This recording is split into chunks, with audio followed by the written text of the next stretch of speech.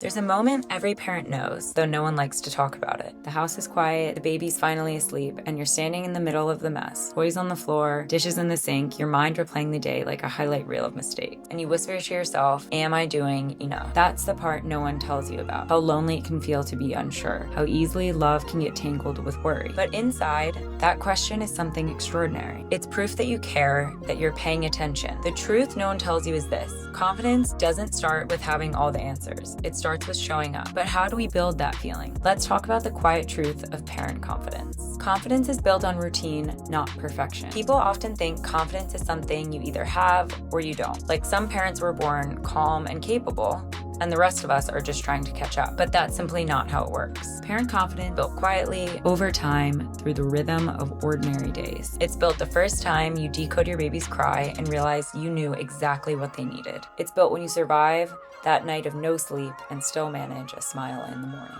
It's built every time you make a small, imperfect choice and your child responds with trust. Confidence doesn't arrive like a fully formed gift. It grows through experience, through mistakes, repair, and tiny moments of recognition where you think, I can do this. The comparison trap, performance versus presence. If confidence is so natural, then why does it feel so fragile? Because we're parenting in the noisiest time in history. There's a constant chorus telling us what we should be doing, buying, avoiding, and achieving. We're surrounded by noise and algorithms that know exactly how to feed into our insecurity. We compare our behind the scenes to someone else's highlight reel. The curated smiles, tidy homes, and perfect meals. Without even noticing, we start believing that confidence looks like control. We believe the good parent never doubts, never loses patience, and never asks for help. Research based on social comparison theory confirms that constantly viewing curated highlight reels isn't just annoying. It triggers upward comparison, a psychological process that actively lowers our parental self-efficacy and increases anxiety. The constant performance is actually making us less confident. But that's not confidence, it's performance. True confidence is messy, vulnerable. It's learning to trust yourself in real time while everything feels uncertain.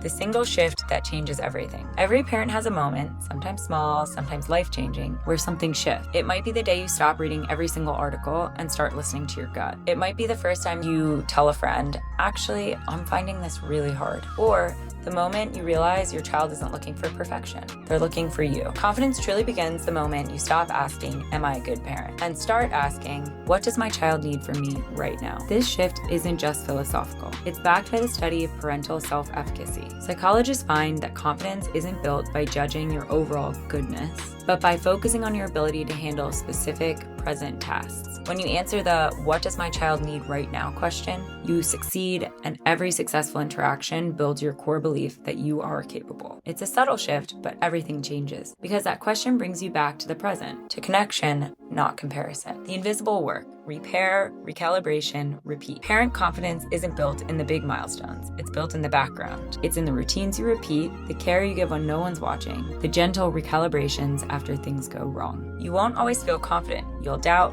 overthink, and sometimes feel like you're getting it all wrong. But the invisible work, the noticing, adjusting, trying again, that's the foundation. Think about all of the lessons you're teaching. This leads us to one of the most powerful findings in developmental science, the power of repair. Attachment researchers have shown that a parent who is able to rupture, make a mistake, get frustrated, and then repair, apologize, connect, actually builds a stronger, more resilient attachment with their child than a parent who tries to be perfect all the time. Every time you comfort your child after losing patience, you teach them that love can repair. Every time you admit, I don't know, but I'll find out, you model curiosity and courage. Every time you forgive yourself, you show them that mistakes aren't the end. They're part of learning. That's confidence in motion. How to talk back to your inner critic. For many of us, the hardest battle isn't the chaos around us. It's the voice inside our head. The one that whispers, you're not doing enough. Everyone else is coping better. You're messing this up. That voice sounds convincing because it borrows the language of care. It says, you should try harder, when it really means you care deeply. The goal isn't to silence that voice completely. It's to change how you respond to it. You don't have to obey. Instead of trying to silence the critic, which rarely works, the research points to self-compassion. Dr. Kristen Neff's work shows that treating yourself with the same kindness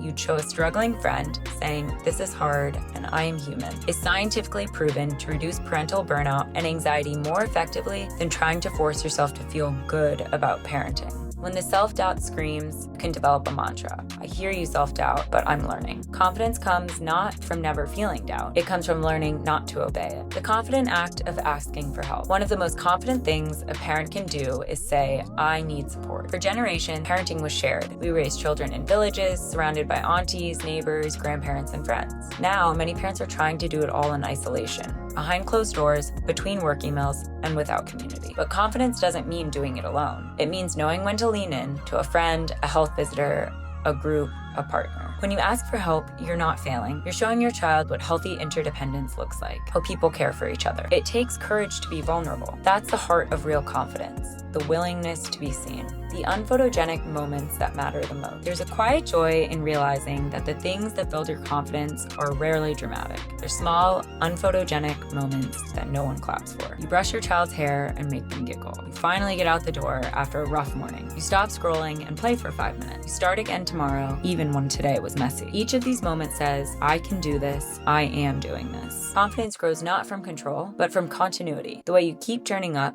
even when it's hard. Redefining confidence and the final truth. Maybe it's time to redefine what we mean by confidence. It is not the absence of mistakes. It is not calm perfection. Confidence is the quiet belief that you and your child will find your rhythm together. It's being flexible enough to adapt, humble enough to learn, and brave enough to forgive. It's a feeling that deepens, not fades, when things get hard, because you've seen yourself recover before. The truth no one tells you is that you don't become confident and then start parenting well. You start parenting, and that's how confidence arrive. Think about how your child sees you. They don't see your doubts or your comparison spirals. They see the person who shows up, who comforts, who laughs, who keeps trying. To them, you are safety, you are home, you are enough. When your child learns to walk, they fall dozens of times, but they keep going because they trust you're nearby. That's what parent confidence looks like too. Falling, wobbling, trusting you'll get there together. So if you're standing in the middle of a mess tonight, wondering if what you're doing is enough, you are. You always were. Confidence isn't what you get when you figured it all out. It's what grows when you realize you never had to. Before you go, I want to share one thing. What is one unphotogenic moment you nailed this week? Maybe you chose to play instead of scroll, or you gave yourself grace after losing patience. Tell me your small win in the comments below, because confidence grows when we grow together. Like this video if it resonated, and subscribe for more reflection, reassurance, and real talk.